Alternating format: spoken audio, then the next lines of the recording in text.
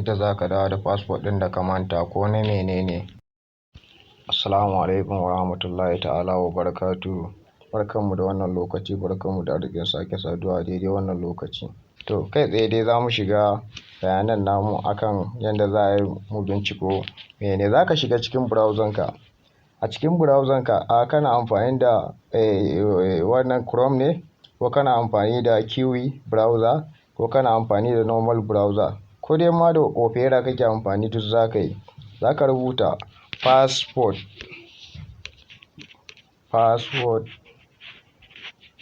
Google, gashi na ya ɗora mana a sama, passportgoogle.com.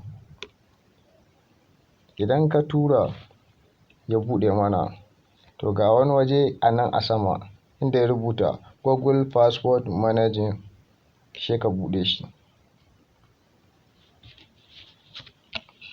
To gashi ya buɗe mana. Daga nan dukkan wani application da na buɗe ga su nan ɗaya bayan ɗaya.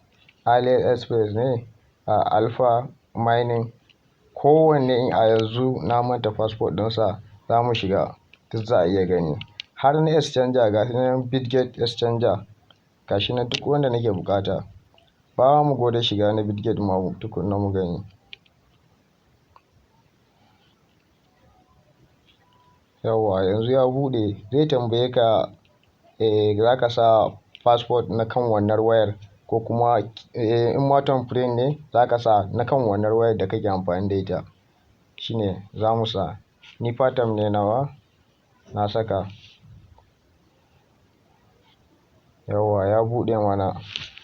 A nan dukkan wani passport da kake kallo zai buɗe maka, amma a nan sai kai zaɓi a Bitget ɗin wanne ne wanda kake amfani da shi a nan. Wanda kake amfani da shi a nan shine sai ka duba a ƙasa ga user sa na Gmail, ga kuma passport ɗin na wannan shi abu wannan exchanger. In kuwa shi ma wani Gmail ne, gashi nan kowanne dai ga nashi. Duk wanda kake buƙata kowanne ga nashi. Da yake na yi login da yawa daban-daban na Bitget ɗin mutane, na musu abun da ya kamata, duk an yi ga su nan. In passport nake so duk zan gani. Sai mu koma mu tunkari wani ma daban, wani application ɗin. Duk ku ga yadda za a yi. Ko da Gmail ne ka manta ka rasa ya za ka dawo da shi, to wannan hanya zai baka sauƙi wajen dawo da shi, ka gane cewa wanne ne passport ɗinka. Mafi yawa ya gaji mutum ya san username bai san passport ba.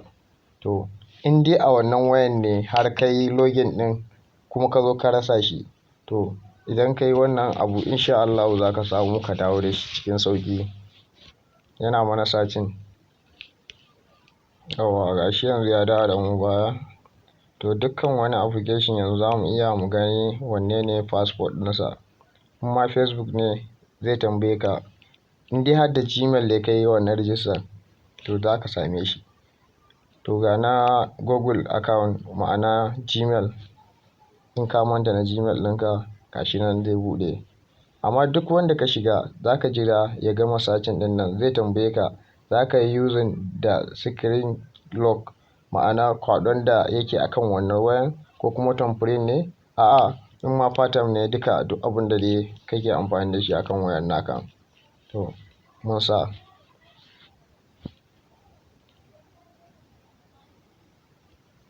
Sai ya ɗan yi searching tukunna, duk zai bamu.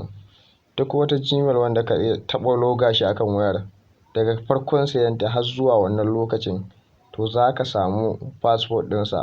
Ga user sa, ga passport ɗinsa. Wannan phone number yake aiki. To ga su nan dai ɗaya bayan ɗaya. Yanzu ba mu buɗe wannan a sama.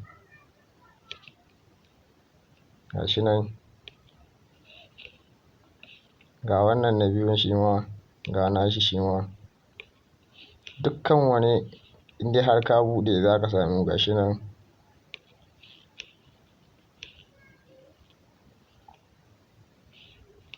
Gashi nan duka. In kuma kana so ka canja ne ka manta ɗin, akwai editing. Ga edit a nan gefe, ga delete. To canji kake so in yi, ka danna edit ɗin ka canja, ka yi confirming ɗinsa, sabida gobe za ka iya shiga wannan wanda ka manta ɗin bai zauna a kanka ba.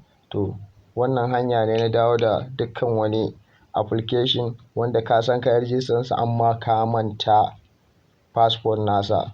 To wannan hanya ne cikin sauƙi za ka dawo da shi ba tare da ka sha wahala ba, ba kuma tare da ka je kana cewa wani ya taimaka ya ma ba, yana baka matsala sannan kuma ko a ce ka biya wasu kuɗaɗe. Wannan hanya ne cikin sauƙi da ikon Ubangiji za ka samu ka dawo da dukkan wani abunka. Kuma wani mining ne, application na mining ne ka manta, dukka za ka samo shi, za ka iya dawo da shi ko ma meye ne.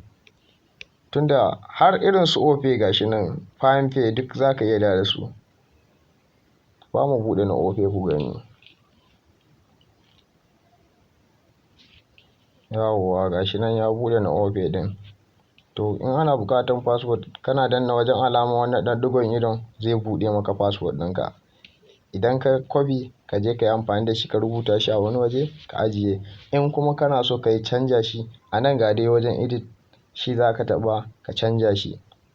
Yawwa kowane application shi wannan dama ce ba ɗan ƙarami ba in dai a wannan wayan ka buɗe komai. To in sha Allahu ba za ka yi rashin sa ba, za ka dawo da shi cikin sauƙi da ikon Ubangiji. Yawwa in wannan ne zuwanka na farko a wannan channel namu mai albarka, ka taimaka ka danna mana subscribing, ka mana liking, ka yi share wasu jama'a su amfana. Da haka muke samun ƙwarin gwiwan da za mu ci gaba da uploading muku dukkan wani ci gaba akan abun da ya shafi irin wayannan.